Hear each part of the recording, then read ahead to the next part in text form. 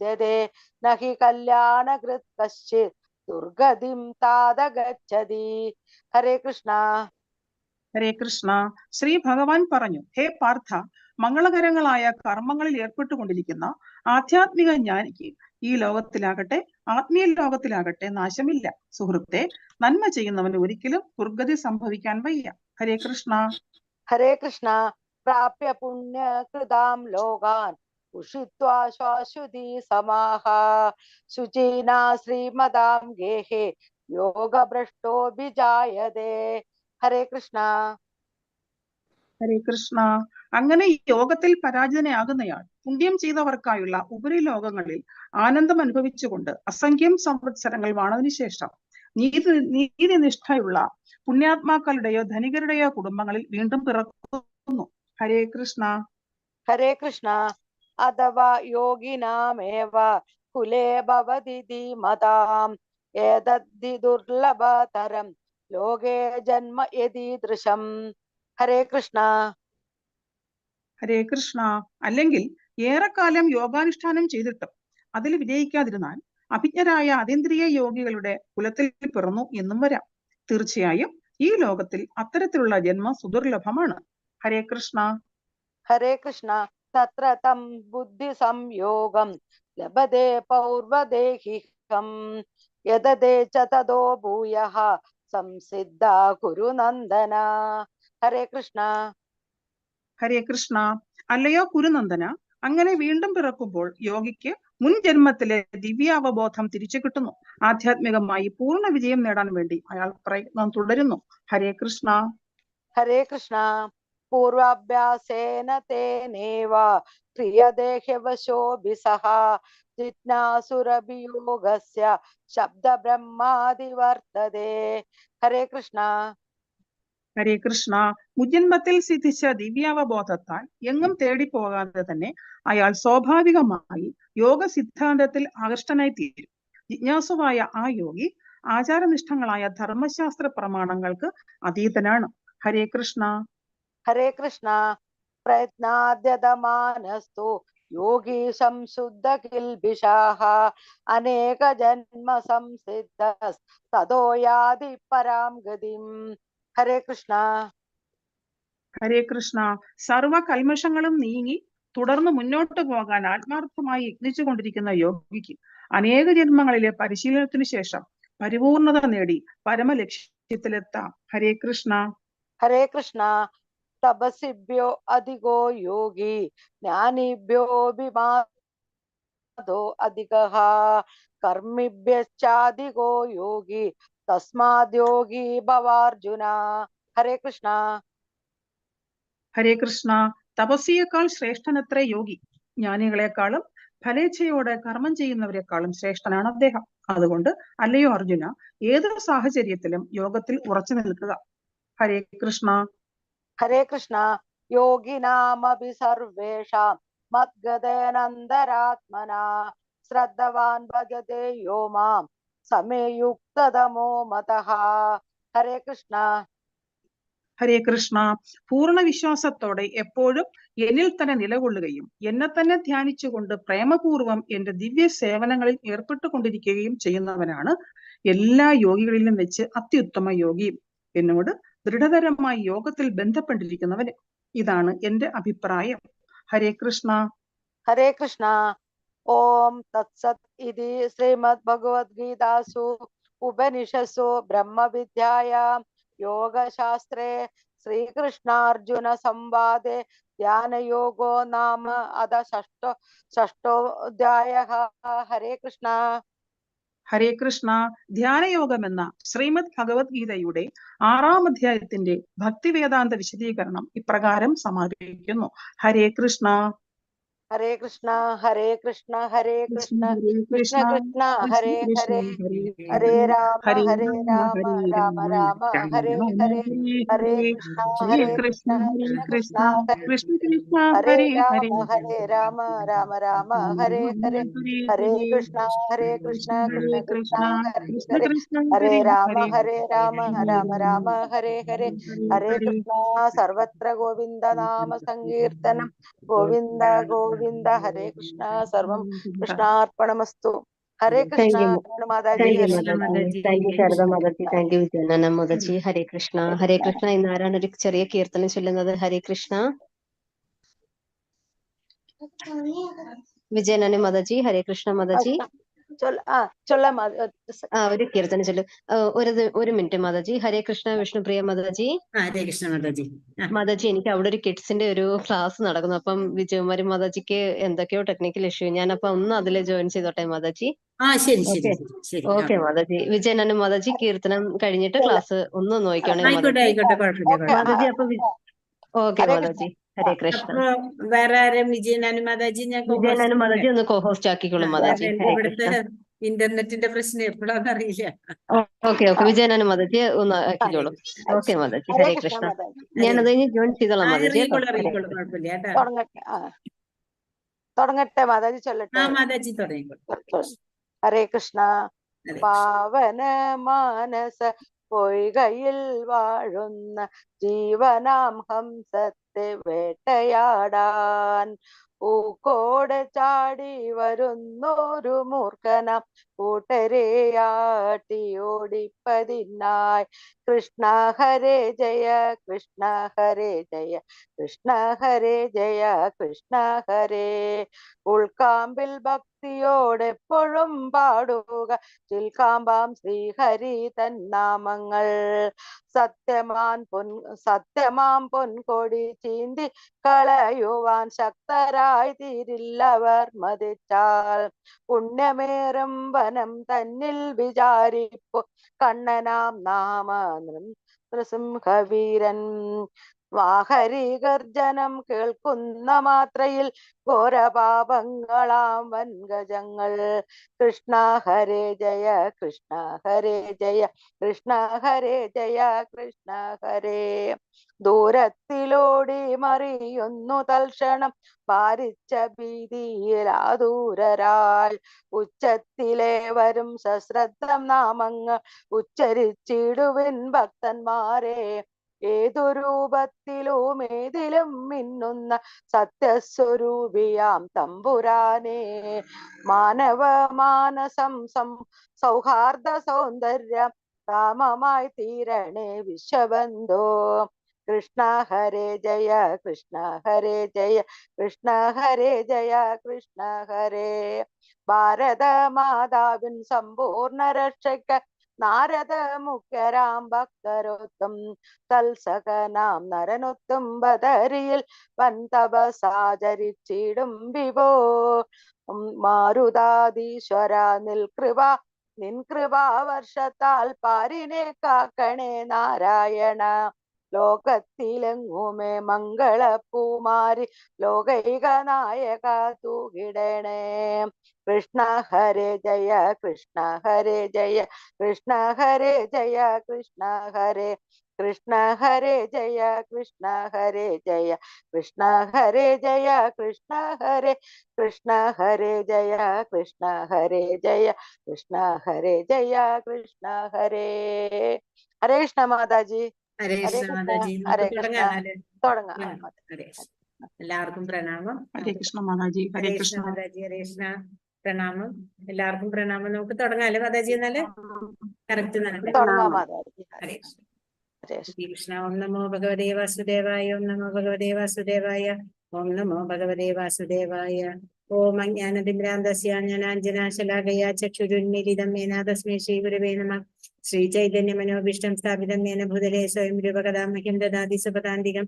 വന്ദേഹം ശ്രീഗുരോ ശ്രീയുതപദകമലം ശ്രീഗുരുൻ വൈഷ്ണവാംശ ശ്രീരൂപം സാഗരജാതം സഹഗണ രഘുനാഥാന്വിതം തം സജീവം സാദ്വൈതം സാവധൂതം പരിജന സഹിതം കൃഷ്ണ ചൈതന്യദേവം ശ്രീരാധാകൃഷ്ണപാദാൻ സഹഗണരതാൻ ശ്രീ വിശാഖാന്വിതാൻ ച.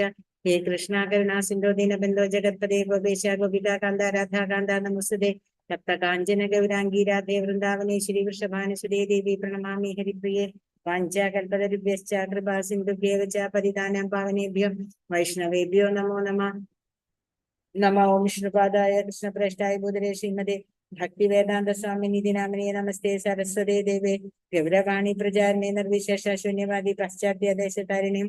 ജയ ശ്രീകൃഷ്ണ ചൈതന്യ പ്രഭു നിത്യാനന്ദ ശ്രീ അദ്വൈത ഗദാധര ശിവാസാദി ഗൗരഭക്തവൃന്ദ. ഹരേ കൃഷ്ണ കൃഷ്ണ കൃഷ്ണ ഹരേ ഹരേ ഹരേ രാമ രാമ രാമ ഹരേ ഹരേ ഹരേ കൃഷ്ണ കൃഷ്ണ കൃഷ്ണ ഹരേ ഹരേ ഹരേ രാമ രാമ രാമ ഹരേ ഹരേ കൃഷ്ണ കൃഷ്ണ കൃഷ്ണ ഹരേ ഹരേ രാമ രാമ ഹരേ ഹരേ കൃഷ്ണ കൃഷ്ണ ഹരേ ഹരേ രാമ രാമ ഹരേ ഹരേ കൃഷ്ണ.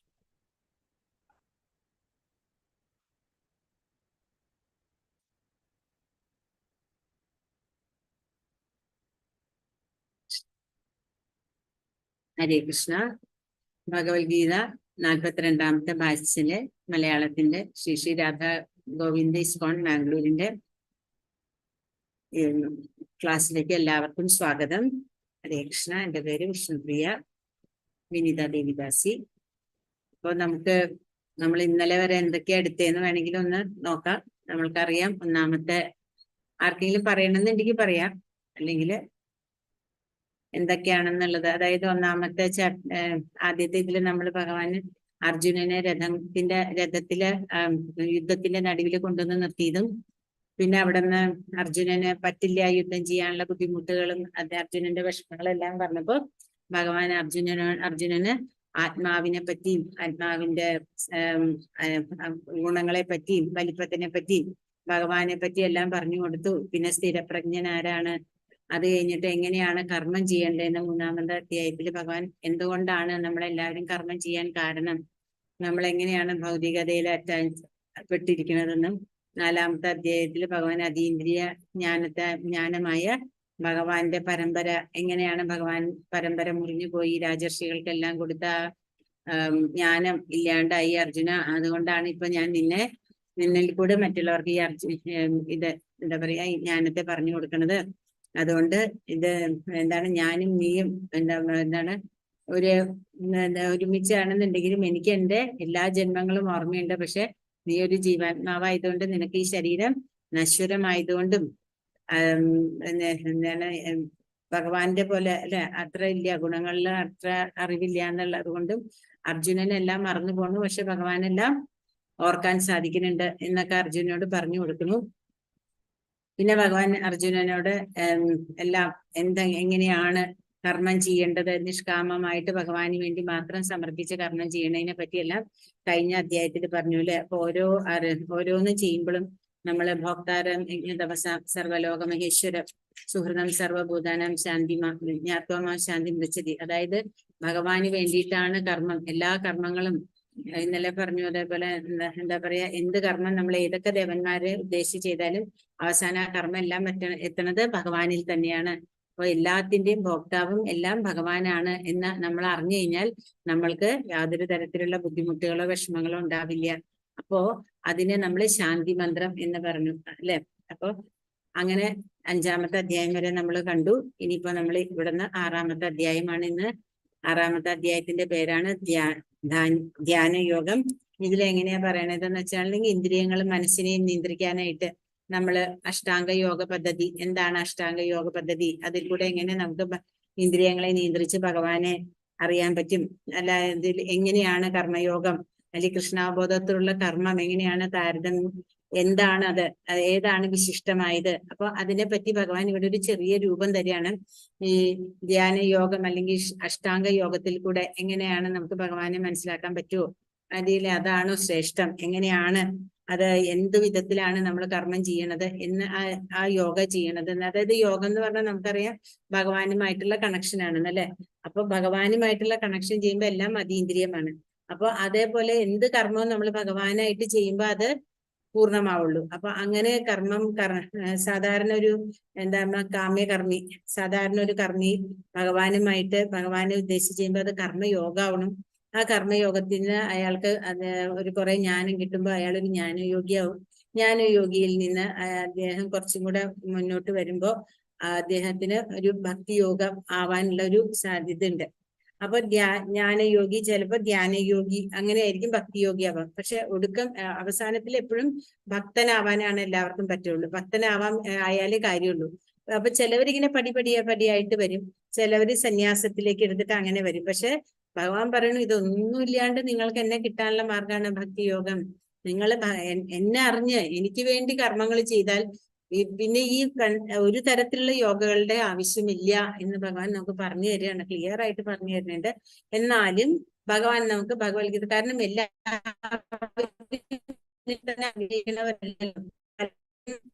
പ്രത്യേകിച്ച് എന്താ പറയാ, അദ്വൈതവാദികളൊക്കെ എല്ലാവർക്കും ഭഗവാന്റെ രൂപമുണ്ട് എന്നുള്ളതിനെ രൂപമുണ്ടെന്നത് ഉൾക്കൊള്ളാൻ അവരെ കൊണ്ട് സാധിക്കില്ല. അപ്പൊ ഭഗവാൻ അത് അന്നേ അറിയണത് കൊണ്ട്, കാരണം എന്ന് ഭഗവാൻ ഉണ്ടെങ്കിൽ അന്ന് നാസ്തികരും ഉണ്ടായിട്ടുണ്ട്. അപ്പോ അതുകൊണ്ട് ഇപ്പൊ നമുക്കറിയാം കംസൻ, അല്ലെങ്കിൽ അതുപോലെ തന്നെ ആരാണ്, ഇവരാരും ഭഗവാനായിട്ട് കണ്ടിട്ടില്ല. അവര് പശുക്കളെ മേയിച്ച് നടക്കണ യദുകുലത്തിലെ ഒരു കുട്ടിയായിട്ട് മാത്രമേ ഭഗവാനെ കാണാൻ പറ്റുള്ളൂ. ഭഗവാൻ ഒരിക്കൽ വിശ്വരൂപം വരെ കാണിച്ചു കൊടുത്തിട്ട് പോലും ശരിയായ ഭഗവാൻ ആരാണെന്ന് മനസ്സിലാക്കിച്ചിട്ട് പോലും അവർക്ക് ഭഗവാനെ ഉൾക്കൊള്ളാൻ സാധിച്ചിട്ടില്ല, ദുര്യോധനാദികൾക്കൊന്നും. അപ്പം അങ്ങനെയുള്ളവർ എപ്പോഴും ഉണ്ടായിട്ടുണ്ട്. അപ്പൊ ഭഗവാൻ എപ്പോഴും ഭഗവാന്റെ ഭക്തന്മാരെ ഉദ്ദേശിച്ച് മാത്രമാണ് എല്ലാം പറഞ്ഞു തരുന്നത്. കാരണം ഭഗവാനെ മനസ്സിലാക്കാത്തവരോട് നമ്മൾ ഇതൊന്നും പറഞ്ഞിട്ട് കാര്യമില്ല. ഭഗവാനെ മനസ്സിലാക്കുന്നവരോട് മാത്രമേ നമ്മളെല്ലാം പറയാൻ പാടുള്ളൂ എന്ന് കൂടെ ഭഗവാൻ നമ്മളോട് പറഞ്ഞിട്ടുണ്ട്. അപ്പൊ ഇന്നിപ്പോ നമുക്ക് ധ്യാനയോഗത്തിൽ എന്താണ് നമുക്ക് ഭഗവാൻ പറഞ്ഞു തരുന്നതെന്ന് നോക്കാം.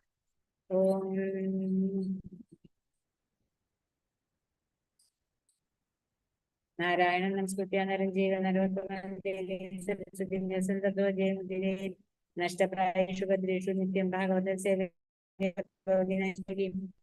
കരോതി വാചാലം ഭംഗം കൃപാദം ഹനുമന്തേ ശ്രീ ഗുരുന്ദീനധാരണം പരമാനന്ദ മാധവം ശ്രീ ചൈതന്യം ഈശ്വരം. ഹരേ കൃഷ്ണ കൃഷ്ണ കൃഷ്ണ ഹരേ ഹരേ, ഹരേ രാമ രാമ രാമ ഹരേ ഹരേ, ഹരേ കൃഷ്ണ കൃഷ്ണ കൃഷ്ണ ഹരേ ഹരേ, ഹരേ രാമ രാമ രാമ ഹരേ ഹരേ, ഹരേ കൃഷ്ണ കൃഷ്ണ കൃഷ്ണ ഹരേ ഹരേ, ഹരേ രാമ രാമ രാമ ഹരേ ഹരേ, ഹരേ കൃഷ്ണ. ശ്രീല പ്രഭുപാദ് കി ജയ്, ശ്രീല ഗുരുദേവ് കി ജയ്, നിതായ് ഗൗര ഹരി ഹരി ബോൽ, ശ്രീ നാമനിഷ്ഠ പ്രഭുജി കി ജയ്. ഹരേ കൃഷ്ണ. നമുക്ക് ഇന്നത്തെ ഇത് തുടങ്ങാം. കേൾക്കാൻ പറ്റുന്നുണ്ടല്ലോ അല്ലെ എല്ലാവർക്കും? ഹരേ കൃഷ്ണ. കേൾക്കാം മാതാജി. ഹരേ കൃഷ്ണ. മാതാജി കേൾക്കാം. ഹരേ കാണാനും മാതാജി കാണാൻ പറ്റില്ലേ? ഷെയർ മാതാജി. ഹരേ കൃഷ്ണ. കാരണം ചിലപ്പോ ഷെയർ ചെയ്യുമ്പോ കാണാൻ പറ്റില്ല എന്ന് പറയേ. ഭഗവത്ഗീത 6-ാം അധ്യായം ധ്യാനയോഗം. അപ്പൊ ധ്യാനയോഗത്തിൽ നമ്മൾ ഇവിടെ കാണുന്നുണ്ട്, ഒരാള് കണ്ണെല്ലാം മുകളിലേക്ക് വെച്ചിട്ട് ഇവിടെ നമ്മുടെ സഹസ്രാരത്തിലേക്ക്, അല്ലെങ്കിൽ ഈ പുരികങ്ങളുടെ നടുവിലേക്ക് കണ്ണിനെ ഉയർത്തിയിട്ട്, അതായത് നമ്മുടെ ശ്രദ്ധയെ ഉയർത്തിയിട്ട് ആ ഒരു പൊസിഷനിൽ ഇരുന്ന് നമ്മള് ധ്യാനം ചെയ്യണതാണ്. അപ്പൊ ഇങ്ങനെ ധ്യാനം ചെയ്യുമ്പോൾ നമുക്ക് ഭഗവാനെ കിട്ടുമോ എന്ന് വെച്ചാൽ, അവർക്കും ഭഗവാന്റെ ബ്രഹ്മജ്യോതിസിനെ അറിയാൻ പറ്റും. പലർക്കും അങ്ങനത്തെ അനുഭവങ്ങൾ, പല അനുഭവങ്ങളും വലിയ വലിയ അനുഭവങ്ങൾ ഉണ്ടായിട്ട് നമ്മൾ പല പല ആൾക്കാരുടെ പുസ്തകങ്ങൾ വായിക്കും.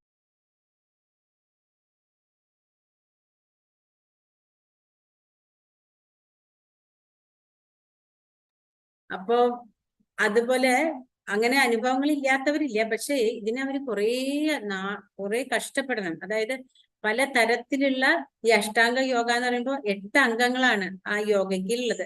അതുകൊണ്ടാണ് ഇത്രയും അധികം കാര്യങ്ങൾ ചെയ്താലേ അവർക്ക് ഭഗവാനെ കുറച്ചെങ്കിലും, ചിലപ്പോ മനസ്സിലാവും, ചിലപ്പോ വർഷങ്ങളോളം ഇരുന്നാലും മനസ്സിലാവാത്ത ആൾക്കാരുണ്ട്. അപ്പൊ ഭഗവാൻ ഇത് നമുക്ക് പറഞ്ഞു തരുന്ന എന്തിനാന്ന് വെച്ചാൽ, ഇങ്ങനെയും ചെയ്യുന്ന ആൾക്കാരുണ്ട്. അപ്പോൾ ഇങ്ങനെ ചെയ്താലാണോ ഭഗവാനെ കിട്ടുക? അല്ല, എളുപ്പത്തിൽ നമുക്ക് ഭഗവാൻ, ഇപ്പൊ കുറൂരമ്മയെ പോലെയുള്ളവരെ നമ്മൾ അറിയുന്നുണ്ട് അല്ലെ, നമുക്ക് ഈ യുഗത്തിൽ നമുക്ക് അറിയാൻ പറ്റിയവരാണ് അല്ലെ. അതുപോലെ മീരാഭായി. അപ്പൊ അവർക്കൊക്കെ എത്രയോ വേഗം ഭഗവാനെ കിട്ടി. അവരൊന്നും ധ്യാനയോഗം ചെയ്തിട്ടല്ല. അവരൊക്കെ എന്താ ചെയ്തേക്കണേ? ഭക്തി, എന്താ പറയാ, പ്യുവർ ഡിവോഷൻ നമ്മൾ പറയില്ലേ, ശുദ്ധഭക്തി. ഈ ശുദ്ധഭക്തി ഉള്ളപ്പോ നമ്മൾക്ക് എന്താ പറയാ, നമ്മൾ പോലും അറിയണില്ല നമ്മൾ ഭഗവാനായിട്ട് അങ്ങോട്ട് ചേരുകയാണ്. ഭഗവാനെ നമ്മൾ ഏതൊക്കെ രസത്തിലെ വേണമെങ്കിലും നമ്മൾക്ക് ഭഗവാനെ കൊണ്ട് നടക്കാൻ പറ്റും. അപ്പൊ അങ്ങനെയുള്ള ആ ഒരു ഇതും, എന്നാൽ എല്ലാവർക്കും അതിനെ ഉൾക്കൊള്ളാൻ സാധിക്കാത്തത് കൊണ്ട് ഭഗവാൻ അവർക്ക് വേണ്ടിയിട്ടാണ് ധ്യാനയോഗത്തിന്റെ കാര്യങ്ങളെ പറ്റി ഇവിടെ അർജുനനെ മുൻനിർത്തി നമുക്ക് പറഞ്ഞു തരുന്നു. ഭഗവത്ഗീതയുടെ മാഹാത്മ്യത്തിന് ഹരിഭക്തി വിലാസത്തിൽ പറയാണ്, ഭഗവത്ഗീതയുടെ ഒരധ്യായം പാരായണം ചെയ്യുന്ന ഒരു മർത്യന്റെ 32 തരത്തിലുള്ള അപരാധങ്ങളെ ഭഗവാൻ കേശവൻ പൊറുക്കുന്നു.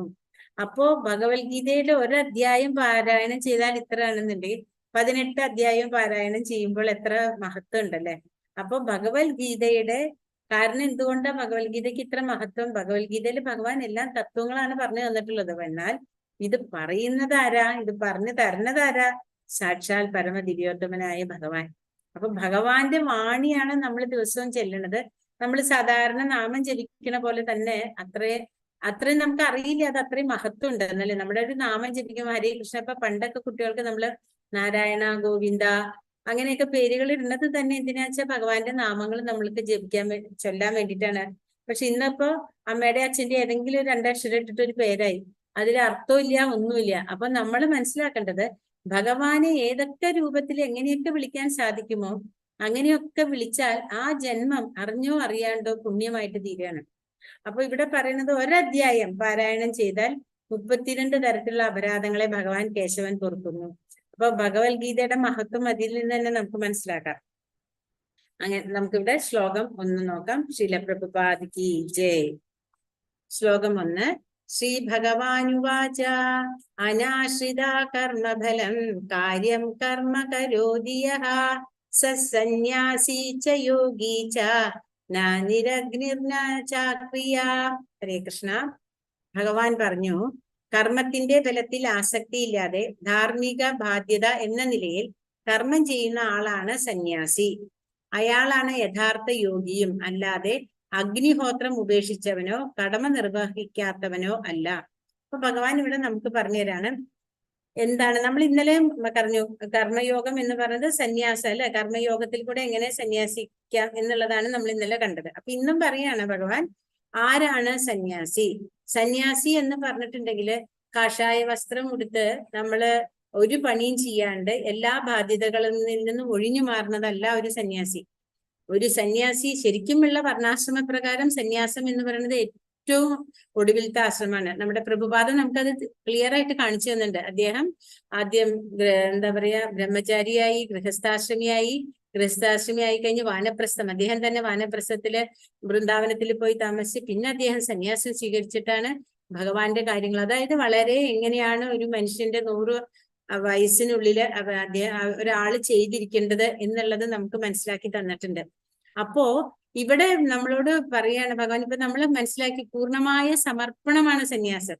അല്ലാണ്ട് നമ്മള് ഒരു ഫാഷൻ പോലെ അല്ലെങ്കിൽ നമ്മുടെ ബാധ്യതകളിൽ നിന്ന് ഒളിച്ചോട്ടല്ല സന്യാസം. അപ്പൊ ഭഗവാൻ എന്താ പറയണത്?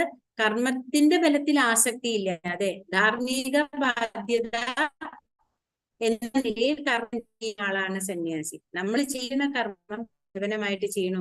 എനിക്ക് ഇതൊന്നും കാര്യമല്ല, ഇതിൽ നിന്ന്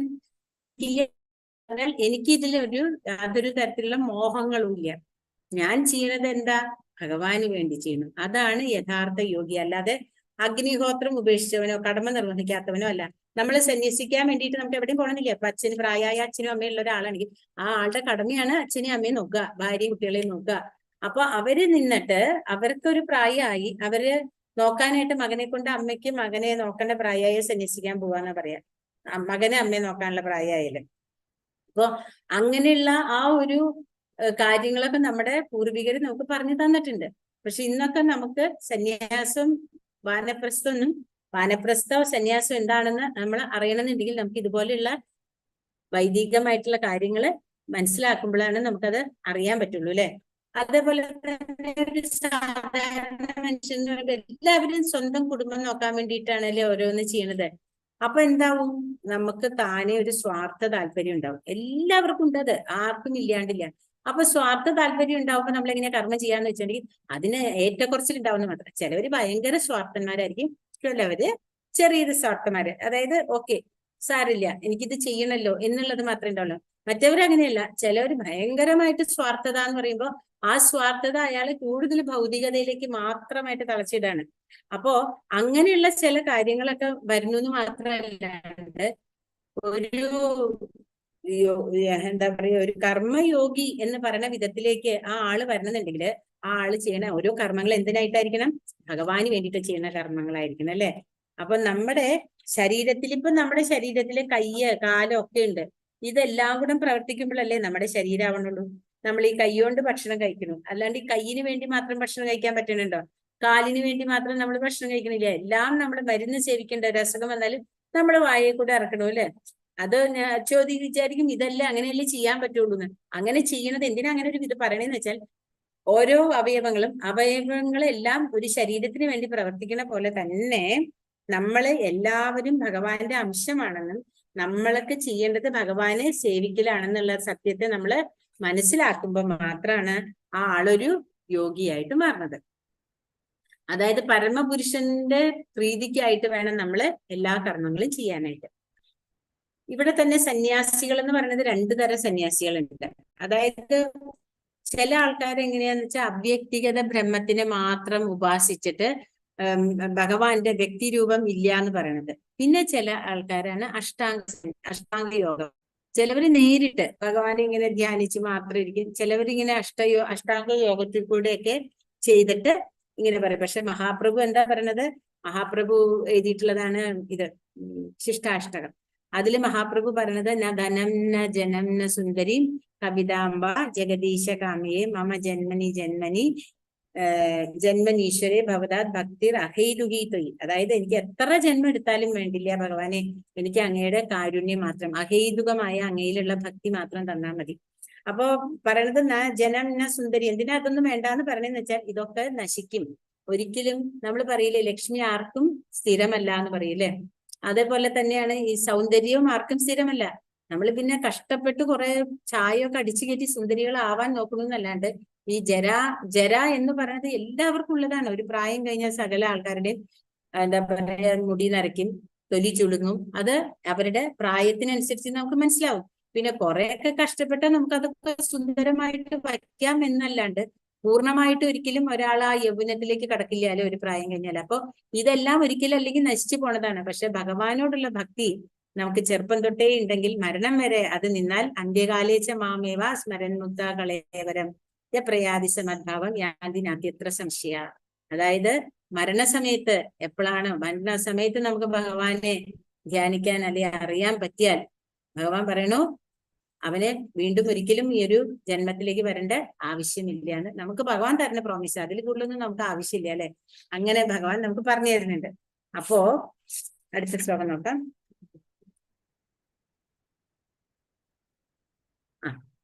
ഇവിടെ കുറച്ച് യോഗകളുടെ കാര്യങ്ങൾ കാണിക്കുക. ഇതപ്പോ ഒരാള് യോഗ ചെയ്യണു. ഇത് നമ്മുടെ ശരീരത്തിലുള്ള ചക്രങ്ങളാണ്. ഇവിടെ മൂലാധാരത്തിന് സ്വാധിഷ്ഠാനം, മണിപൂരകം, അനാഹതം, മണിപൂരകം തെറ്റിന്ന് തോന്നുന്നു പറഞ്ഞു. അനാഹതം ഇവിടെ വിശുദ്ധി, ആജ്ഞ, സഹസ്രാരം കറക്റ്റ്. അപ്പോ ഈ ചക്രങ്ങളിൽ കൂടെ ഇവിടെ ഈ കുണ്ടലിനി ശക്തി ഈ ചക്രങ്ങളിൽ ഓരോന്നിൽ കൂടെ വന്ന് ഇവിടെ ഈ സഹസ്രാരത്തിൽ എത്തിക്കുമ്പോഴാണ്. പക്ഷെ ഇങ്ങനെ ഈ ചെയ്യുമ്പോ നമുക്ക് വേറൊരു കാര്യം എന്താ വെച്ചാൽ ഒരു ഗുരുവിന്റെ മേൽനോട്ടത്തിൽ ചെയ്തില്ലെങ്കിൽ ചില സമയത്ത് ആ യോഗിക്ക്, അങ്ങനെ ഇരിക്കുന്ന ഒരു യോഗിക്ക് ചില പ്രത്യേക ശബ്ദം എന്തെങ്കിലും കേട്ട് ഞെട്ടിയാൽ അവരുടെ മാനസിക നില വിട്ടുപോകും. അങ്ങനെ സംഭവിക്കാൻ സാധ്യതയുണ്ട്. അപ്പോ അതുകൊണ്ട് നമ്മൾ വളരെ സൂക്ഷിച്ചിട്ട് വേണം ഇങ്ങനെയുള്ള കാര്യങ്ങൾ. തന്നെത്താൻ ചിലവർ TV ഇതിലൊക്കെ നോക്കി പഠിക്കുന്ന കാണാം. യൂട്യൂബൊക്കെ നോക്കി പഠിച്ചാൽ ആ യൂട്യൂബർക്ക് പൈസ കിട്ടുന്നല്ലാണ്ട് ആ ആള് ശരിക്കും ചെയ്തില്ലെങ്കിൽ അത് അയാൾക്ക് ദോഷമായിട്ട് മാറും. അതേപോലെ ഇവിടെ പലതരം കണ്ടോ, തല മണ്ണിൽ കുത്തി നിർത്തുക, അതുപോലെ തന്നെ മഞ്ഞിൽ നിൽക്കുക, പിന്നെ ഒരൊറ്റ കാലില് ഇത് ചെയ്യുക. ഇതാണോ യോഗ എന്ന് ചോദിക്കുകയാണ്. പിന്നെ ആടിനെ മുകളിൽ നിർത്തണു.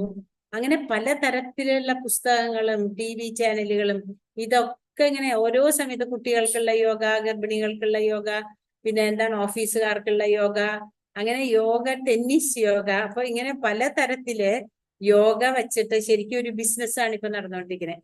ശരിക്കുള്ള യോഗ എന്താണ്? ദൈവവുമായി ബന്ധിപ്പിക്കുന്നു. ഉദാഹരണം കർമ്മയോഗം, ജ്ഞാനയോഗം, അഷ്ടാംഗയോഗം, ഭക്തിയോഗം. ഇതാണ് ശരിക്കുള്ള യോഗം. പക്ഷെ നമ്മളിപ്പോ എന്താ യോഗ എന്ന് പറയുന്നത്? എക്സസൈസാണ് നമ്മൾ ചെയ്യണ. ഇപ്പൊ പുതിയ സിനിമ പാട്ട് ഡാൻസ് നമ്മൾ കണ്ടാല് ശരിക്കും പറഞ്ഞാൽ ജിംനാഷ്യം ചെയ്യണ പോലെയാണ് ചില ഡാൻസുകൾ കണ്ടാല്. ശരിയായ ഡാൻസ് എന്താന്ന് പോലും നമ്മൾ അറിയണില്ല. അപ്പൊ അതേപോലെ തന്നെയാണ് യോഗ എന്ന് ഇപ്പൊ പറയുന്നത്. ഇപ്പൊ ശരിയായിട്ടുള്ള യോഗ എന്താ? അതിന് പകരം ആൾക്കാർ അതിനൊരു എക്സസൈസ് ആയിട്ടുള്ള ഒരു മാതിരിയായിട്ടാണ് മാറ്റുന്നത്. ശരിക്കുള്ള യോഗ ചെയ്താൽ അതിന് ബലമുണ്ട്. അങ്ങനെ അഷ്ടാംഗ യോഗ എന്താണെന്ന് നമുക്കിവിടെ പറഞ്ഞുതരാണ്. അഷ്ടാംഗ യോഗത്തില് 8 അംഗങ്ങൾ ഉള്ളതാണ്.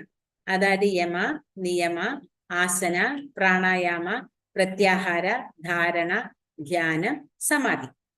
യമം, നിയമം, അതൊരു വിധം എല്ലാവരും കേട്ടിട്ടുണ്ടാവും. യമ നിയമങ്ങൾ അല്ലെ.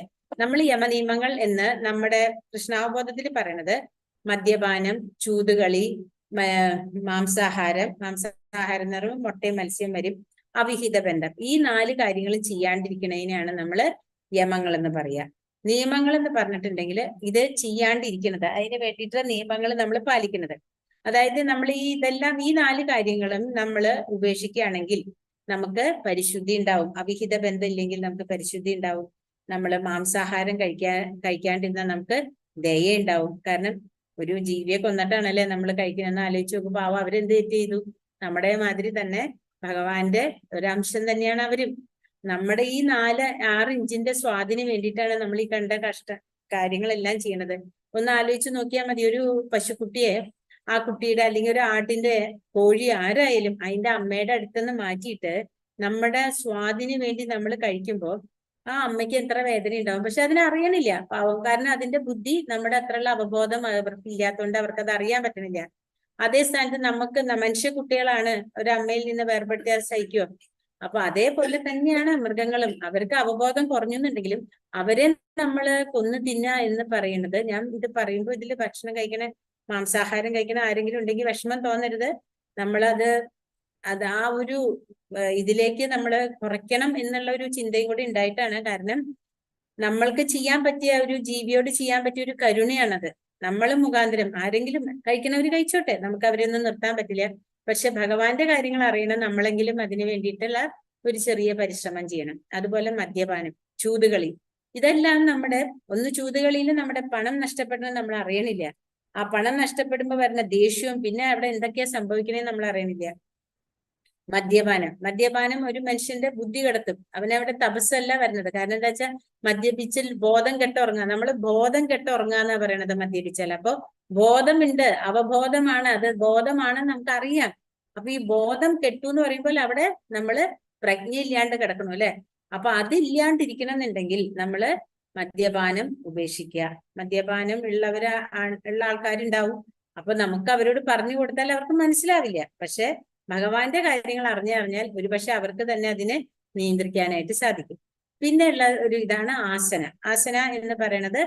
നമ്മൾക്കറിയാം പലതരത്തിലുള്ള യോഗാഭ്യാസ മുറകളാണ് ആസന. പിന്നെ പ്രാണായാമ ശ്വസനക്രിയ. നമ്മളിങ്ങനെ ആസനകളെല്ലാം കഴിഞ്ഞ് ബോഡി ഒന്ന് ഇതായി കഴിഞ്ഞ് നമ്മള് ശ്വാസം എടുക്കും അല്ലെ. ശ്വാസം ഒരു മൂക്കിൽ കൂടെ എടുത്ത് മറ്റേ മൂക്കിൽ കൂടെ വിടും. പിന്നെ ഈ മൂക്കിൽ കൂടെ എടുത്തു കഴിഞ്ഞാൽ അടുത്ത മൂക്കിൽ കൂടെ വിടും. പിന്നെ ചിലവർ ഈ മൂക്കിൽ കൂടെ എടുത്ത് അത് കുംഭകം പോലെ കുറച്ചു നേരം ശരീരത്തിൽ പിടിച്ചു നിർത്തിയിട്ട് തിരിച്ചു വിട്ട് അതേപോലെ. അപ്പോ പൂരകം, കുംഭകം, രേചകം എന്നൊക്കെ പറയും. അപ്പൊ ഇതെല്ലാം ചെയ്യണത് എന്തിനാന്ന് വെച്ചിട്ടുണ്ടെങ്കിൽ ശരീരത്തിന് നമ്മുടെ രക്തോട്ടം, അതായത് വായു നന്നായിട്ടുണ്ടെങ്കിൽ രക്തോട്ടം, അതൊക്കെ ചെയ്യണത് നല്ലതാണ്. അതൊന്നും ചെയ്തത് തെറ്റല്ല. അത് ചെയ്യുമ്പോഴും നമ്മള് അതെല്ലാം ഭഗവാനായിട്ട് കണക്ട് ചെയ്യണം. പിന്നെ പ്രത്യാഹാരം എങ്ങനെയാ? ഇങ്ങനെയെല്ലാം ചെയ്ത് കഴിയുമ്പോൾ നമുക്ക് നമ്മുടെ ഇന്ദ്രിയങ്ങളെ നിയന്ത്രിക്കാനായിട്ട് പറ്റും. അതിൽ കൂടെ ധാരണ, എന്താണ് നമ്മൾ ചെയ്യേണ്ടത്, ആ ഒരു ധാരണ വന്നു കഴിഞ്ഞാൽ പിന്നെ ധ്യാനത്തിലിരിക്കാം. ഈ ധ്യാനത്തിൽ ഇരുന്നിട്ടാണ് സമാധിയിലേക്ക് പോവുക. ഈ സമാധി തന്നെ 3-4 വിധത്തിലുള്ള സമാധികളുണ്ട്. അതിൽ തന്നെ ഏറ്റവും ഉയർന്ന സമാധിയിൽ ഇരിക്കുമ്പോഴാണ് നമ്മൾക്ക് ഭഗവാനായിട്ടുള്ള കണക്ഷൻ എന്താണെന്ന് അറിയാൻ പറ്റുക. അത് എത്രത്തോളം ആർക്കൊക്കെയാണ് സാധിക്കുക എന്നുള്ള അറിയില്ല. അങ്ങനെ സാധിച്ചിട്ടുള്ള ആൾക്കാരുണ്ട്, ഇല്ല എന്നല്ല. എന്നാലും നമുക്ക് ഭഗവാനെ എങ്ങനെ അറിയുക എന്നുള്ളതാണ് നമുക്ക് ഏറ്റവും ആവശ്യമായിട്ട് അറിയേണ്ടത്. കണ്ടോ, ഒരു യോഗിയാണ് ഇരിക്കുന്നത്. ആ വർഷങ്ങളോളം ഉള്ള തപസ്സാണ് അദ്ദേഹത്തിന്റെ കാണുന്നത്. ശരിക്കും ഇത്രയും കഷ്ടപ്പെടണോ നമുക്ക് ഭഗവാനെ അറിയാൻ വേണ്ടിയിട്ട്? ഒരിക്കലും ഭഗവാനെ അറിയാൻ വേണ്ടി ഇത്രയും കഷ്ടപ്പെടേണ്ട ആവശ്യമില്ല. നമ്മൾ ഭഗവാന് പ്രസാദം വയ്ക്കുക, ഭഗവാന് എന്താണ് നവവിധ ഭക്തി ഉണ്ടെങ്കിൽ നമുക്ക് ഇതെല്ലാം എളുപ്പം സാധിക്കും. ഇത്രയും അധികം അദ്ദേഹം ഇരുന്നാൽ തന്നെ അദ്ദേഹത്തിന് ഭഗവാന്റെ ബ്രഹ്മജ്യോതിസ് വരെ മാത്രമേ പോകാൻ പറ്റുള്ളൂ. ഭഗവാന്റെ ആ ശ്യാമസുന്ദര രൂപത്തിലേക്ക് എത്താനായിട്ട് അത്ര എളുപ്പമല്ല. അതിനെത്തണമെങ്കിൽ തിരിച്ചും ഇദ്ദേഹം ഒരു ഭക്തനായിട്ട് മാറണം.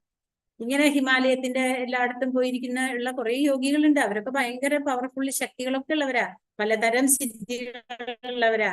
എന്നാലും അവർക്കാർക്കും ഭഗവാനെ മനസ്സിലാക്കണമെന്നുണ്ടെങ്കിൽ ഒരു ഭക്തനായി മാത്രമേ ഭഗവാനെ മനസ്സിലാക്കാൻ പറ്റുള്ളൂ. സിദ്ധികളെ കൊണ്ട് ഭഗവാനെ മനസ്സിലാക്കാൻ പറ്റില്ല. നമുക്കൊരു സിദ്ധലോകം വരെ പോകാൻ പറ്റും, പക്ഷെ ഭഗവാനെ മനസ്സിലാക്കിയവർക്ക് ഭഗവാന്റെ ലോകം വരെ പോകാൻ പറ്റും. ഇവിടെ പറയാണ്,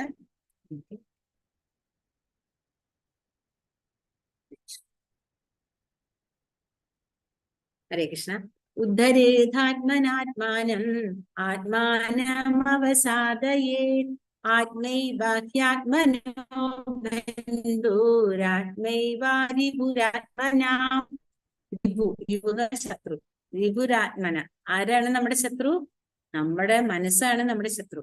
മനുഷ്യന്റെ മനസ്സിന്റെ സഹായത്തോടെ സ്വയം ഉദ്ധരിക്കണം, അധപ്പതിക്കരുത്.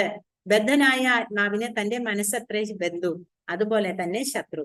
അപ്പോ ഭഗവാൻ ഇവിടെ നമുക്ക് പറഞ്ഞു തരുന്നത് എന്താണ്? നമ്മളെ സ്വയം ഉദ്ധരിക്കണം.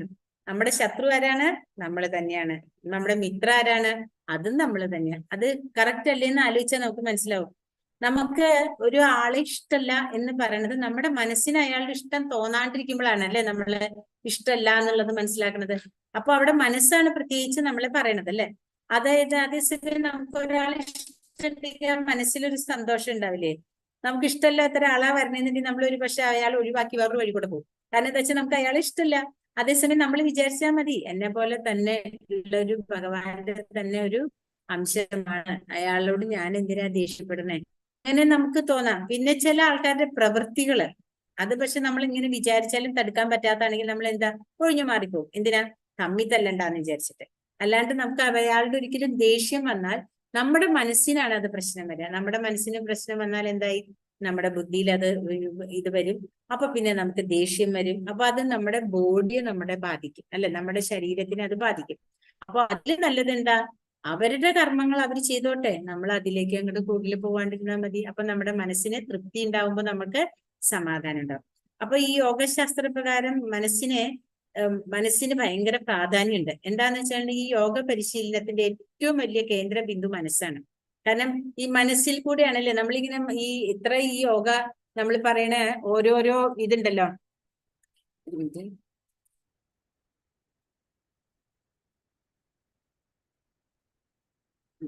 കാണണ്ടല്ലോ അല്ലെ. അപ്പൊ അതായത് നമുക്ക് ഒരു വിഷയം നമ്മളെപ്പോഴും രണ്ടാമത്തെ ശ്ലോകത്തിൽ ഇതിൽ പഠിച്ചില്ലേ, നമുക്ക് ധ്യായതേ വിഷയാൻ പുംസാൻ സംഘസ്തേഷുപജായതേ സംഘാത് സഞ്ജായതേ കാമാത് കാമാത് ക്രോധോഭിജായതേ ക്രോധാത് ഭവതി സമ്മോഹ സമ്മോഹാത് സ്മൃതിഭ്രംശോ ബുദ്ധിനാശാൽ പ്രണശ്യതി. നമ്മളത് പഠിച്ചു അല്ലെ. അതായത് നമ്മൾക്ക് വിഷയങ്ങൾ എന്ന് പറഞ്ഞാൽ സാധനങ്ങളോട് ഉള്ള നമ്മുടെ ആസക്തിയാണ് നമ്മുടെ എല്ലാത്തിന്റെയും കാരണം. അപ്പൊ മനസ്സാണ് ഇതെല്ലാം കണക്കൂട്ടി വെക്കുന്നത്. ഈ മനസ്സിങ്ങനെ നമ്മളോട് ആഗ്രഹങ്ങൾ പറയും, അപ്പൊ ബുദ്ധി അതിന് വേണ്ടാന്ന് പറയും, പക്ഷെ നമ്മൾ അതിന് സമ്മതിക്കില്ല.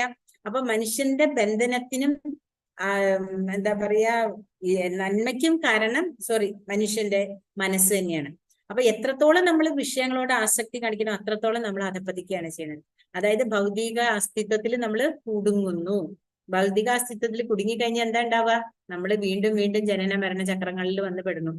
അപ്പോ ഇവിടെ പറയുന്നുണ്ട് മനയേവ മനുഷ്യാണ് കാരണം ബന്ധമോക്ഷയോ ബന്ധായ വിഷയാസംഗോ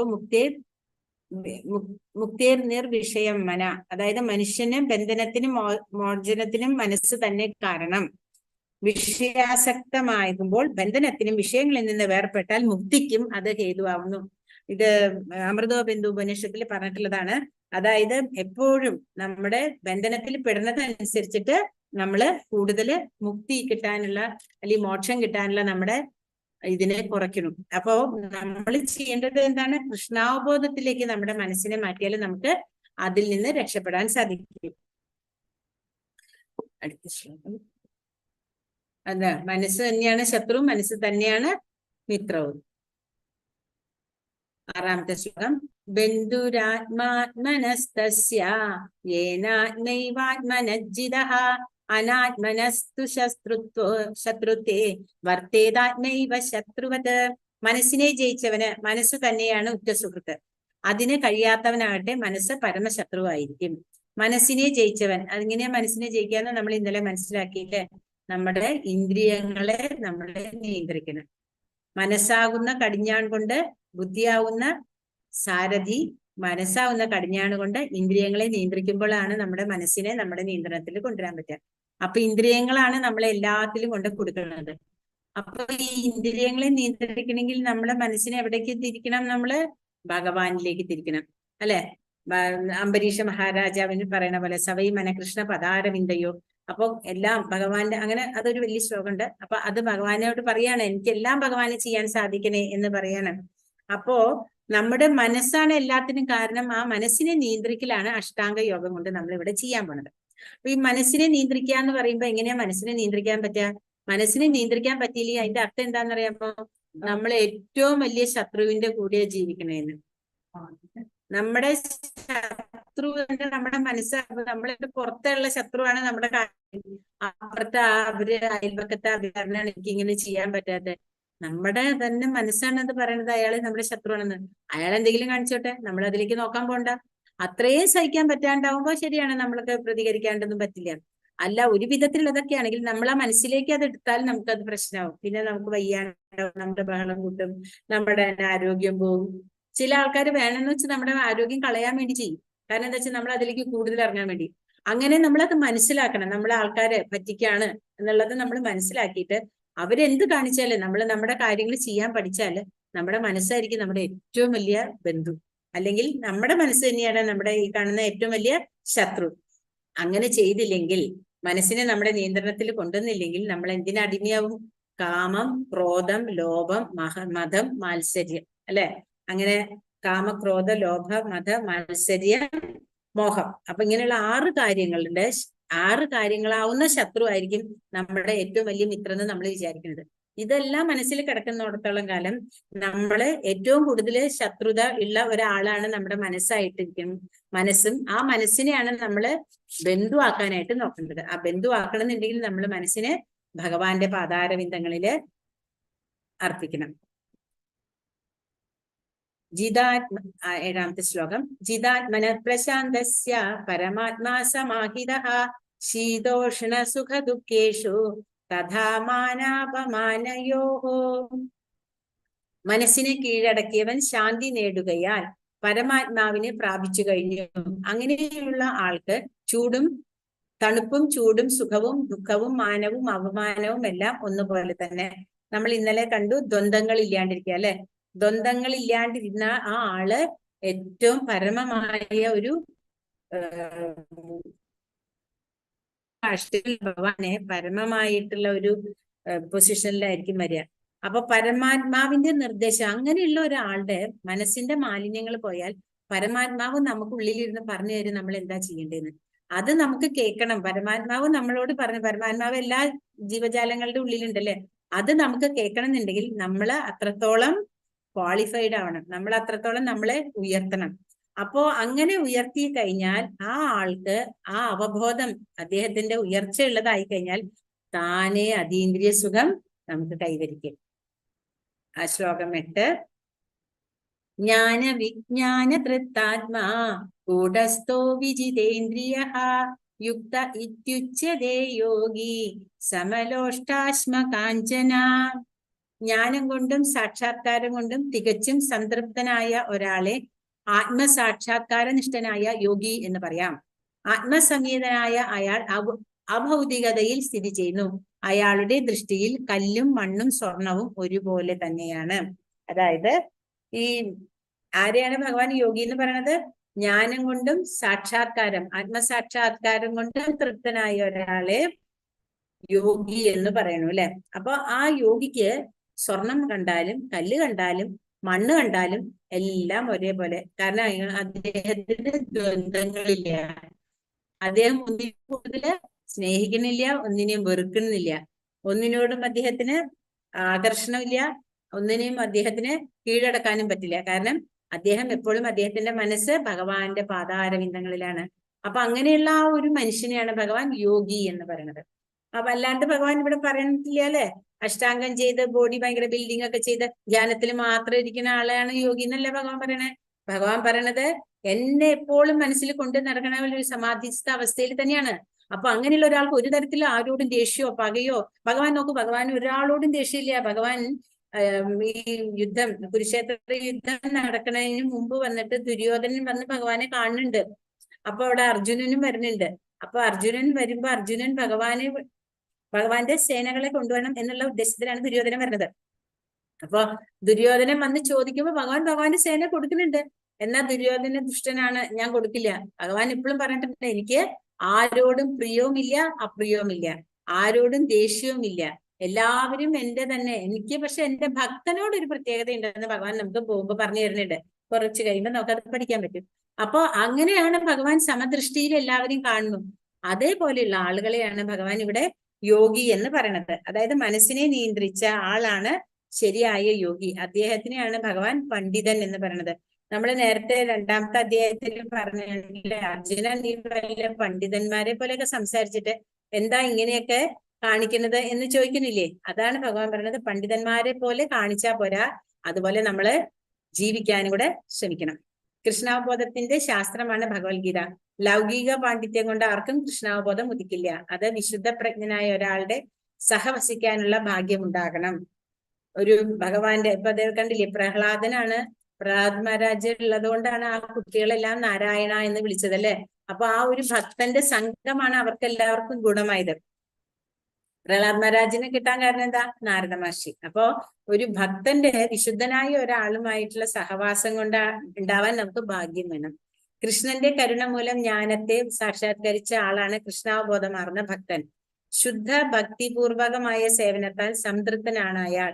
ജ്ഞാന സാക്ഷാത്കാരം ഒരാളെ പൂർണ്ണതയിൽ എത്തിക്കുന്നു. അപ്പോ ഒരാളെ പൂർണ്ണതയിൽ എത്തിക്കണം എന്നുണ്ടെങ്കിൽ ഭഗവാനെ പറ്റി ശുദ്ധമായ ഭക്തി വേണം. അദ്ദേഹം ഭഗവാനെ പറ്റി അറിയണം. അങ്ങനെ സാക്ഷാത്കാരം നൽകിയ, അല്ലാണ്ട് എന്തെങ്കിലും നമ്മൾ ജ്ഞാനം, അതല്ല ജ്ഞാനം. ഭഗവാൻ ആരാണ്, ഞാൻ ആരാണ്, അങ്ങനെയുള്ള ആ ശുദ്ധമായ ഭക്തി കൂടെ മാത്രമേ നാളെ പൂർണ്ണതയിൽ എത്തുന്നുള്ളൂ. ഇതില് ഭക്തിരഥാമൃത സിന്ധുവില് നമുക്കൊരു ശ്ലോകമുണ്ട്. അധ ശ്രീകൃഷ്ണ നാമാദി നഭവേത് ഗ്രാഹിമിന്ദ്രിയൈ സേവോന്മുഖൈഹി ജിഹ്വാദോ സ്വയമേവ സ്ഫുരത്യദഃ. ഭൗതിക മാലിന്യം പൂണ്ട ഇന്ദ്രിയങ്ങളാൽ ശ്രീകൃഷ്ണന്റെ നാമം, രൂപം, ഗുണം, ലീല എന്നിവകളുടെ സ്വഭാവം ആർക്കും ഗ്രഹിക്കാനാവില്ല. ഭഗവത് സേവനം കൊണ്ട് പൂരിതമാകുമ്പോൾ മാത്രമേ ഒരാൾക്ക് കൃഷ്ണന്റെ അതീന്ദ്രിയ ലീലകളെയും നാമം, രൂപം, ഗുണം ഇത്യാദികളെയും അറിയാൻ കഴിയും. ഭക്തിരസാമൃത സിന്ധു എന്ന് പറയുന്നത് ഷഡ്ഗോസ്വാമിമാരിൽ രൂപഗോസ്വാമി എഴുതിയിട്ടുള്ളതാണ്. അപ്പൊ അദ്ദേഹം നമ്മുടെ പരമ്പരയിൽ വരുന്നതാണ്. ചൈതന്യ മഹാപ്രഭു കഴിഞ്ഞു കഴിഞ്ഞാൽ അവർ ഇവർ എത്ര പേര്, 6 ഷഡ്ഗോസ്വാമിമാര് വരുന്നുണ്ട്. അതില് അദ്ദേഹം ഭഗവാനെ പറ്റി അറിഞ്ഞിട്ട്, അതായത് നമുക്കറിയാം ചൈതന്യ മഹാപ്രഭു ആരാന്ന് നമ്മൾ മനസ്സിലാക്കി സ്വയം ഭഗവാൻ ഭക്തി എങ്ങനെയാണ് ഭഗവാനെ ചെയ്യേണ്ടതെന്ന് അറിയാൻ വേണ്ടിയിട്ട് ഭഗവാൻ സ്വയം അവതരിച്ചതാണ് അല്ലെ. അപ്പോ ആ ഭഗവാനെ മുന്നിൽ കണ്ടുകൊണ്ട് തന്നെയാണ് രൂപഗോസ്വാമി പറയാണ്, ശ്രീകൃഷ്ണ നാമാദി നഭവേത് ഗ്രാഹ്യം ഇന്ദ്രിയൈ. ഇന്ദ്രിയങ്ങൾ കൊണ്ട് ഭഗവാന്റെ അതായത് ഭൗതിക മാലിന്യം പൂണ്ട ഇന്ദ്രിയങ്ങൾ കൊണ്ട് ഒരിക്കലും നമുക്ക് ഭഗവാനെ എന്താന്ന് മനസ്സിലാക്കാൻ സാധിക്കില്ല. അത് നമ്മൾ ഇന്നലെയും പറഞ്ഞു, നമുക്ക് ഭഗവാനെ മനസ്സിലാക്കണമെങ്കിൽ നമുക്ക് അതിനുള്ള ക്വാളിറ്റി വേണം. അപ്പൊ മനസ്സിലാക്കാൻ പറ്റിയിട്ടില്ല എന്നുണ്ടെങ്കിൽ നമുക്ക് അതിനുള്ള ക്വാളിറ്റി ഇല്ല എന്നാണ് അർത്ഥം. അപ്പൊ നമ്മൾ എന്താ ചെയ്യേണ്ടേ? അതിനു വേണ്ടി നമ്മൾ പഠിക്കണം, ഭക്തി പഠിക്കണം. ഭക്തി എന്താന്ന് നമ്മൾ അറിയണം. ഭക്തി നമ്മൾ വിചാരിക്കുന്ന പോലെ ഒരു അമ്പലത്തിൽ പോയതുകൊണ്ട് മാത്രമല്ല ഭക്തി. നമ്മളുടെ ഭക്തി എങ്ങനെയാ? രാവിലെ നമ്മളൊന്ന് അമ്പലത്തിൽ കുളിച്ചു തൊഴുതു, സാധാരണ ഭക്തന്മാര് ചെയ്യുന്ന കാര്യമാണ്. അമ്പലത്തിൽ പോയി കുറച്ച് പൂ കൊണ്ടു കൊടുത്തു, ഒക്കെ നല്ലത് തന്നെ കേട്ടോ. അത് കഴിഞ്ഞ് നമ്മൾ വരുന്ന വഴി ആരൊക്കെ കണ്ടു അവരോടൊക്കെ ഓരോ കാര്യങ്ങളും നല്ലതും ചീത്തയും സംസാരിച്ച് വരുന്ന വഴി കുറച്ച് മത്സ്യം മേടിച്ച് വീട്ടിൽ കൊണ്ടുവന്ന് നമ്മൾ കഴിച്ചു. ഇത് ഭക്തിയാണോ ഇല്ലയോ? ഇതിൽ എന്തെങ്കിലും ഒരു ഭക്തി ഉണ്ടോ? നമ്മളവിടെ നമ്മുടെ നാക്കിനാണ് നമ്മൾ പ്രാധാന്യം കൊടുത്തേക്കണേ. നമ്മൾ ഭഗവാനെ കണ്ടിട്ട് വരുമ്പോൾ നമ്മൾ ചെയ്യേണ്ട കർമ്മങ്ങൾ അത് തന്നെയായിരിക്കണം. നമ്മൾ പിന്നെ ആ ഒരു പോണ ആ സമയം മാത്രമേ നമുക്ക് ഭക്തിയുള്ളൂ. അത് കഴിഞ്ഞിട്ട് പകലുള്ള സമയം മുഴുവൻ പിന്നെ നമ്മൾ ഒരിക്കൽ പോലും ഭഗവാനെ എന്ന് പറഞ്ഞ് വിളിക്കണ പോലും ഇല്ല അല്ലെ. അപ്പൊ നമ്മുടെ ഭക്തി എത്രത്തോളം ഉണ്ട് എന്നുള്ളത് നമ്മൾ സ്വയം എന്തിനാ പറയണെന്ന് വെച്ചാൽ, അങ്ങനെയുള്ള ആൾക്ക് ഭഗവാനെ അറിഞ്ഞില്ല, എന്താണ് ഭഗവാനെ കാണിച്ചു തരൂ എന്ന് ചോദിക്കാൻ പാടില്ല. കാരണം ആദ്യം നമ്മൾ അറിയണം നമ്മൾ എത്രത്തോളം ഭക്തി ചെയ്യണുണ്ട് എന്നുള്ളത്. അപ്പോ ഭഗവത് സേവനം കൊണ്ട് അപ്പൊ നമ്മൾക്ക് ചോദിക്കും, 24 മണിക്കൂർ നമുക്ക് അങ്ങനെ വിളിക്കാൻ പറ്റും? 24 മണിക്കൂർ നമുക്ക് വിളിക്കാൻ പറ്റും. എങ്ങനെയാ? നമ്മൾ ചെയ്യണ ഓരോ കർമ്മങ്ങളും ഭഗവാന്റെ അനുഗ്രഹമാണ്, ഭഗവാന് വേണ്ടിയിട്ടാണ് ചെയ്യുന്നത്. ഇത് ഞാൻ എന്റെ കടമ ചെയ്യണു, ഞാൻ എന്റെ കർമ്മം ചെയ്യണു, എല്ലാം കൃഷ്ണാർപ്പണസ്തു, ഭഗവാന് വേണ്ടി സമർപ്പിച്ചിട്ട് നമ്മൾ നമ്മുടെ കർമ്മങ്ങൾ ചെയ്യുമ്പോൾ ആ കർമ്മങ്ങളെല്ലാം ഭഗവാനുമായിട്ട് യോജിക്കുമ്പോൾ അപ്പൊ നമ്മൾ പോലും അറിയാണ്ട് എല്ലാം എപ്പോഴും നമുക്ക് ഭഗവാനുമായിട്ടുള്ള ആ യോഗത്തിൽ നിൽക്കാൻ പറ്റും. അങ്ങനെ നമ്മൾ പ്രാക്ടീസ് ചെയ്ത് നമുക്ക് ഭഗവാനെ മനസ്സിലാക്കാൻ പറ്റും.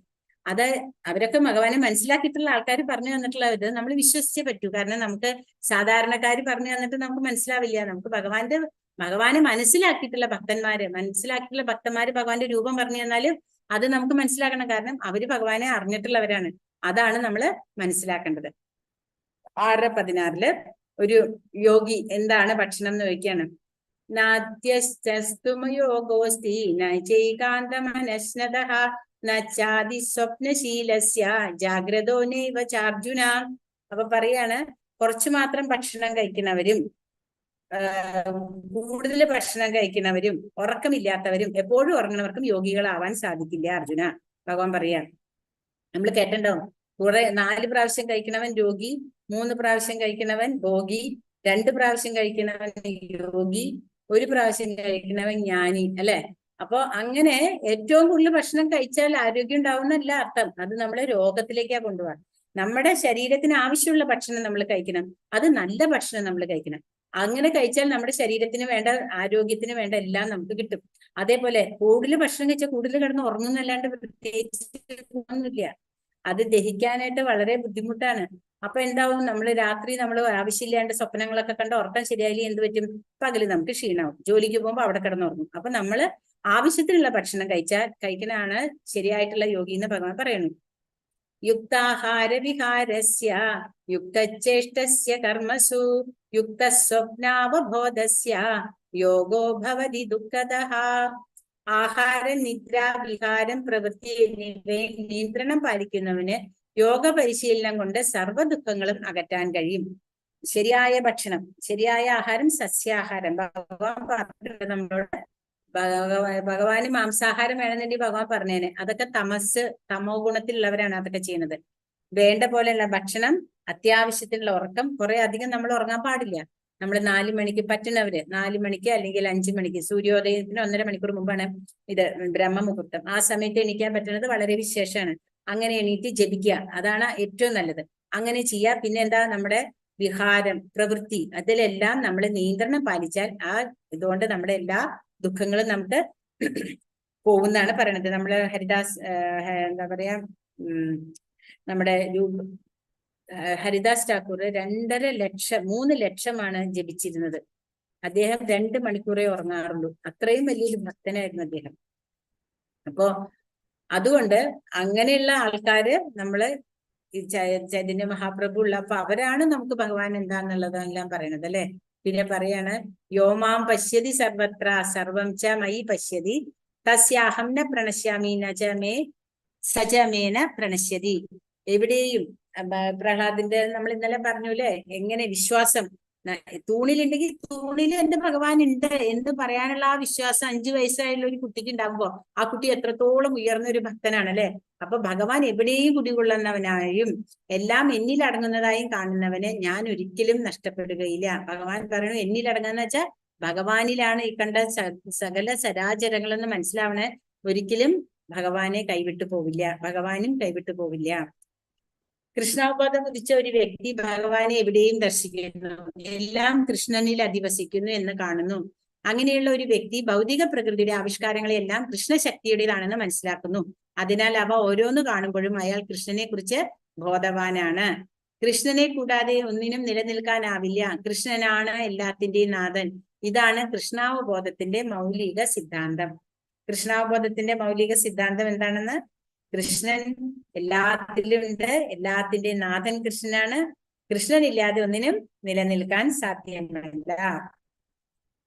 അതിന് പറയുന്നതാണ്, ഇത് ബ്രഹ്മസംഹിതയിലുള്ളതാണ്. ബ്രഹ്മസംഹിത നമുക്ക് പത്മനാഭസ്വാമി ക്ഷേത്രത്തിൽ നിന്ന് ചൈതന്യ മഹാപ്രഭു എടുത്തു തന്നതാണ്.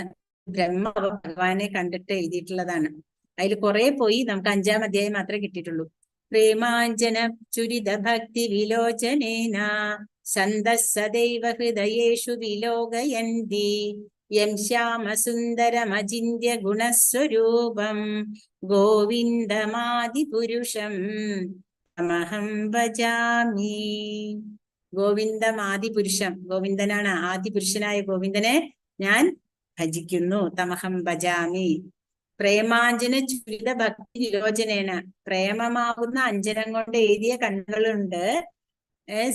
സദൈവ ഹൃദയേഷു വിലോകയന്തി, ഞാൻ എന്റെ ഹൃദയത്തില് ശാശ്വതമായ ശ്യാമസുന്ദരം അചിന്യ രൂപം, അചിന്യ ഗുണസ്വരൂപം ശ്യാമസുന്ദരനായ ഭഗവാന് എന്റെ ഹൃദയത്തില് എങ്ങനെ വായിക്കണം എന്നാ പറയാൻ, പ്രേമമാകുന്ന അഞ്ജനം കൊണ്ട് എഴുതിയിട്ട് ഉള്ള ഭക്തിയിട്ട് ഭഗവാനെ മനസ്സിലാക്കണമെങ്കിൽ ആ അഞ്ജനം, പ്രേമമാകുന്ന അഞ്ജനം കണ്ണിൽ എഴുതിയാൽ മാത്രമേ ഭഗവാനെ മനസ്സിലാക്കാൻ പറ്റുള്ളൂ എന്ന് പറയാണ്. അങ്ങനെയുള്ള ആ ഗോവിന്ദനെ, ആരാണ്? ശ്യാമസുന്ദര ഗുണസ്വരൂപനായ ഗോവിന്ദനെ ഞാൻ എന്റെ മനസ്സിൽ വാഴിക്കുന്നു അല്ലെ. ഞാൻ എപ്പോഴും എന്റെ ഹൃദയത്തില് ഭഗവാന്റെ ശാശ്വതമായ രൂപത്തിനെ ഞാൻ, ആദിപുരുഷനായ ഗോവിന്ദനെ ഞാൻ മനസ്സിലാക്കണം അല്ലെ. അപ്പോ അത് ബ്രഹ്മാവ് എഴുതിയിട്ടുള്ളതാണ്. ശ്യാമസുന്ദരനാണ് ഭഗവാന്റെ ബ്രഹ്മാവ് നമുക്ക് പറഞ്ഞു തരാം. അതിന് വേണ്ടത് നമ്മൾക്ക് എന്താണ്? പ്രേമമാവുന്ന അഞ്ജനം കൊണ്ട് എഴുതിയ കണ്ണുകൾ വേണം ഭഗവാനെ മനസ്സിലാക്കാനായിട്ട്. പിന്നെ ഇവിടെ അർത്ഥം പറയാണ്, ചഞ്ചലം ഹി മനകൃഷ്ണ പ്രമാദി ബലഭദ്രം തസ്യാഹം നിഗ്രഹം മന്യേ വായോരിവസ്തു ദുഷ്കരം. എനിക്ക് വായുവിനെ പിടിച്ചു കെട്ടാം എന്റെ കൃഷ്ണ, പക്ഷെ എന്റെ മനസ്സിനെ എനിക്ക് പിടിച്ചു കെട്ടാൻ പറ്റണില്ല എന്ന് പറയാണ് അർജുനനിവിടെ. കാരണം മനസ്സ് നമ്മൾ ഇവിടെ ഇരിക്കുമ്പോൾ, നമ്മളിവിടെ ഇരുന്ന് മനസ്സുമല്ല യുണൈറ്റഡ് സ്റ്റേറ്റ്സിലോ അല്ലെങ്കിൽ യൂറോപ്പിലോ ചുറ്റിക്കറങ്ങി വരും. ചിലപ്പോ ഗോലോക വൃന്ദാവനം വരെ പോയിട്ട് നമ്മൾ വന്നിട്ടുണ്ടാവും. പക്ഷെ അപ്പോഴും നമുക്ക് അത്രയും എളുപ്പം നമുക്ക് എത്താനായിട്ട് പറ്റില്ല. അത്രയും ഇതാണ് മനസ്സിനെ പിടിച്ചു കെട്ടുക എന്ന് പറഞ്ഞാൽ, അത്രയും ബുദ്ധിമുട്ടുള്ള സംഭവമാണ് മനസ്സിനെ പിടിച്ചു കെട്ടുക എന്ന് പറയുന്നത്. അപ്പോ ഇവിടെ അർജുനൻ പറയാണ്, കൃഷ്ണ ഇതൊക്കെ ശരിയാണ്, പക്ഷെ എന്റെ മനസ്സിനെ നിയന്ത്രിക്കാൻ എന്നെ കൊണ്ട് സാധിക്കണില്ലല്ലോ, ഞാൻ എന്താ ചെയ്യേണ്ടതെന്ന് ചോദിക്കാണ്. പിന്നെ ഇവിടെ നമുക്ക് പറഞ്ഞു തരുന്നത്, മനസ്സ് ചഞ്ചലമാണ്, പ്രക്ഷുബ്ധമാണ്, വഴങ്ങാത്തതും ബലമേറിയതുമാണ്. കൃഷ്ണ അതിനെ നിയന്ത്രിക്കാൻ കാറ്റിനെ പിടിച്ചു നിർത്തുന്നതിനേക്കാൾ പ്രയാസമുണ്ടെന്ന് എനിക്ക് തോന്നുന്നു. അപ്പൊ നമ്മൾ ഇന്ന് പഠിച്ചുല്ലേ, നമ്മുടെ മനസ്സിനെ നമ്മൾ എങ്ങനെയാ നിയന്ത്രിക്കേണ്ടത്? മനസ്സാകുന്ന ഇന്ദ്രിയങ്ങളെ മനസ്സാകുന്ന കടിഞ്ഞാൻ, ബുദ്ധിയാകുന്ന സാരഥി അല്ലെ. ശരീരമാണ് രഥം അല്ലെ. ഈ രഥത്തിന്റെ നായകനാണ് ജീവാത്മാവ്. അപ്പൊ നമ്മൾ ഈ മനസ്സിനെ കൺട്രോൾ ചെയ്താൽ, കണ്ടോ, ആരും പെട്ടെന്ന് നേടിയതല്ല, ഇവർക്കെല്ലാവർക്കും ഇവരുടെ ആ പവറാണ്. ഇതെല്ലാം അർജുനൻ എങ്ങനെയാ യുദ്ധം ചെയ്യാൻ ഇതെല്ലാം സാധിച്ചത്? ആ അർജുനന്റെ കൺട്രോൾഡാണ്, അർജുനന്റെ കൺട്രോളിലാണ് ഇന്ദ്രിയങ്ങൾ നിൽക്കണേ. അപ്പൊ ആ ഇന്ദ്രിയങ്ങളെ കൺട്രോൾ ചെയ്തത് കൊണ്ട് മാത്രമാണ് എല്ലാം സാധിക്കാനായിട്ട്, എല്ലാം നേടാനായിട്ടെല്ലാം അർജുനന് സാധിക്കുന്നത്. അപ്പൊ നമ്മളും പരിശ്രമിക്കാം. അപ്പൊ ഭഗവാൻ എന്താ പറയണത്? അസംശയം മഹാബാഹോ മനോ ദുർനിഗ്രഹം ചലം അഭ്യാസേന തു കൗന്ദേയ വൈരാഗ്യേണ ച ഗൃഹ്യതേ. അറിയാം കുന്തിപുത്ര, മഹാബാഹുവായ കുന്തിപുത്ര, മനസ്സിനെ അടക്കുക എന്ന് പറയുന്നത് അത്ര എളുപ്പമല്ല എന്ന് ഭഗവാൻ നമ്മളോട് പറഞ്ഞിട്ടുണ്ട്. പക്ഷെ ഭഗവാൻ അപ്പോൾ എന്താ പറയണേ? അഭ്യാസേനതു കൗന്ദേയ, അഭ്യാസം കൊണ്ട് സാധിക്കും. വൈരാഗ്യേണ ച ഗൃഹ്യതേ, അതുകൊണ്ട് നമുക്ക് എന്ത് ചെയ്യാൻ പറ്റും? മനസ്സിനെ അടക്കാനായിട്ട് സാധിക്കും. ശ്ലോകം 41. പ്രാപ്യ പുണ്യകൃതാം ലോകാൻ ഉഷിത്വാ ശാശ്വതീ സമാഹ ശുചീനാം ശ്രീമദാംഗേഹേ യോഗഭ്രഷ്ടോ വിജായതേ. ഇനി പറയാണ്, ഈ യോഗത്തിൽ കുറച്ച് പേര് നമ്മൾ നേരത്തെ കണ്ടു, യോഗം ചിലപ്പോ എല്ലാവരും ഇതായിക്കൊള്ളുന്നില്ല, എന്താ പറയാ, അതിൽ വിജയിച്ചോളുന്നില്ല. അപ്പൊ അവർക്ക് എന്താവും അടുത്ത ജന്മം എന്ന് ചോദിക്കുകയാണ്. അപ്പൊ ഭഗവാൻ പറയാണ്, അങ്ങനെ യോഗത്തിൽ പരാജയപ്പെടുന്ന ആള് പുണ്യം ചെയ്തവർക്കുള്ള ഉപരി ലോകങ്ങളിൽ ആനന്ദം അനുഭവിച്ചുകൊണ്ടും അസംഖ്യം സംവത്സരങ്ങൾ വാണതിനു ശേഷം നീതിനിഷ്ഠയുള്ള പുണ്യാത്മാക്കളുടെയോ ധനികരുടെയോ കുടുംബത്തിൽ വീണ്ടും പിറക്കുന്നു. അപ്പൊ നമ്മൾ പേടിക്കാനൊന്നുമില്ല. യോഗം ചെയ്തിട്ട് അതിന്റെ വരെ എത്തിയില്ലെങ്കിലും ഭഗവാൻ പറയണത് നല്ല നല്ല കുടുംബങ്ങളിൽ ചെന്ന് ചേരാൻ സാധിക്കും. എന്നാൽ കൃഷ്ണാവബോധത്തിൽ വന്നിട്ടുള്ള ഒരാളാണ് ഇതുപോലെ ഭൗതികതയിൽ പെട്ടുപോയി, അയാൾക്ക് കൃഷ്ണാവബോധം മുന്നോട്ട് കൊണ്ടുപോകാൻ പറ്റിയില്ലെങ്കിൽ ആ ആള് ഒരു വൈഷ്ണവന്റെ കുടുംബത്തിലോ, ശ്രീമദാംഗേഹേ എന്നാ പറയുന്നത് ഭഗവാൻ, ശുചീനാം ശ്രീമദാംഗേഹേ, കണ്ടോ, ഐശ്വര്യമുള്ള ഒരു കുടുംബത്തിൽ വന്ന് ജനിക്കുന്നവരാണ്. അപ്പൊ നമ്മൾ ഇവിടെ എടുക്കണ സ്വല്പം അല്പസ്യ ധർമ്മസ്യ ത്രായതോ മഹദേ ഭയാ, നമ്മുടെ എടുക്കുന്ന ഓരോ സ്റ്റെപ്പിനും ഒരിക്കലും നമുക്ക് നാശം ഉണ്ടാവുന്നില്ല, നമുക്കത് മുന്നോട്ട് കൊണ്ടുപോകാൻ സാധിക്കും. ഇതിലെ ലാസ്റ്റ് ശ്ലോകമാണ് ഇത്, 6:47. യോഗീനാമപി സർവേഷാം മദ്ഗതേനാന്തരാത്മനാ ശ്രദ്ധാവാൻ ഭജതേ യോ മാം സമേയുക്തതമോ മദഃ. പൂർണ്ണ വിശ്വാസത്തോടെ എപ്പോഴും എന്നിൽ തന്നെ നിലകൊള്ളുകയും എന്നെ തന്നെ ധ്യാനിച്ചുകൊണ്ട് പ്രേമപൂർവം എന്റെ ദിവ്യ സേവനത്തിൽ ഏർപ്പെട്ടുകൊണ്ടിരിക്കുകയും ചെയ്യുന്നവരാണ് എല്ലാ യോഗികളിലും വെച്ച് അത്യുത്തമ യോഗിയും. എന്നോട് ദൃഢതമമായി യോഗത്തിൽ ബന്ധപ്പെട്ടിരിക്കുന്നതും ഇതാണ് എന്റെ അഭിപ്രായം. ഭഗവാന്റെ അഭിപ്രായം പറയുകയാണ് ഇവിടെ. ഭഗവാൻ തീർത്തു പറഞ്ഞു, എന്താണ്? എന്നെ തന്നെ ധ്യാനിച്ചു കൊള്ളണം, പൂർണ്ണ വിശ്വാസത്തോടെ ഭഗവാനാണ് കേട്ടോ പറയണേ, നമ്മളോട് പറയാണ് ഭഗവാൻ എന്നെ തന്നെ ധ്യാനിച്ചുകൊണ്ട് പൂർണ്ണ വിശ്വാസത്തോടു കൂടെ ഇരിക്കുന്ന ഒരാള് എന്റെ സേവനത്തിൽ ഏർപ്പെട്ടുകൊണ്ടിരിക്കുകയും ചെയ്യുന്നവനാണ് യോഗങ്ങളിൽ വെച്ച് യോഗികളിൽ വെച്ച് അത്യുത്തമൻ. ഇത് ഭഗവാൻ പറയണതാണ്. അതിനെ നമ്മളൊക്കെ മനസ്സിലാക്കണം. കാരണം ഭഗവാൻ പറഞ്ഞിട്ടുണ്ട്, ഭഗവാനെ മാത്രം ധ്യാനിച്ചുകൊണ്ട് ഭഗവാന്റെ ദിവ്യ ഭക്തിയുത സേവനത്തിൽ ഏർപ്പെട്ടുകൊണ്ടിരിക്കുന്ന ആളാണ് ഏറ്റവും പരമമായ യോഗി. ആ ആള് ഉത്കൃഷ്ടനാണെന്നാണ് പറയണത് അല്ലെ. പിന്നെ ഇവിടെ ഭഗവാന്റെ വിശേഷണങ്ങൾ പറയുന്നുണ്ട് ഇതില്. ഭഗവാന്റെ വിശേഷണം എന്ന് വെച്ചാൽ അഴകേറിയ മേഘവർണ്ണവും അഴകേറിയ മേഘവർണ്ണവും സൂര്യനെ പോലെ തേജോമയമായ ഭഗവാന്റെ മുഖവും രത്നഭൂഷിതമായ വസ്ത്രങ്ങളും പുഷ്പമാല അണിഞ്ഞ, അങ്ങനെ ഭഗവാനെ പറ്റി ശരിക്കും വർണ്ണിക്കുകയാണ്. ബ്രഹ്മജ്യോതിസ് എന്ന് വിളിക്കുന്ന തന്റെ പ്രഭാമണ്ഡലം, നമ്മൾ ഈ ഓറ എന്നൊക്കെ പറയില്ലേ, അതാണ് ഈ ബ്രഹ്മജ്യോതിസ്. അങ്ങനെയുള്ള പ്രഭാമണ്ഡലാണ് ഭഗവാന് ചുറ്റുള്ളത്. അങ്ങനെയായ ശ്യാമസുന്ദര മൂർത്തിയെയാണ് ഭഗവാൻ. ആ ഭഗവാൻ എങ്ങനെയൊക്കെ രൂപത്തിലാണ് വന്നിട്ടുള്ളത്?